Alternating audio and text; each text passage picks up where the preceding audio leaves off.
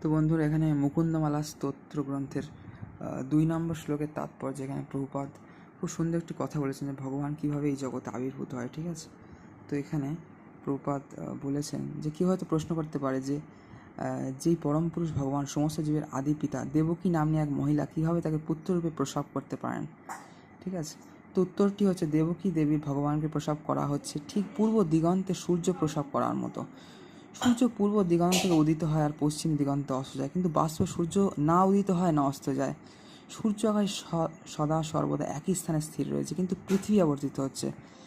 আর পৃথিবীর আবর্তন হেতু বিভিন্ন অবস্থানের ফলে মনে হয় যেন সূর্য উদিত হচ্ছে বা অস্ত যাচ্ছে, মানে সূর্যকে কেউ যেন প্রসব করছে বা জন্ম দিচ্ছে এবং সূর্য আবার মৃত্যুবরণ করছে বা দেহত্যাগ করছে, এইরকম ধরে নিন।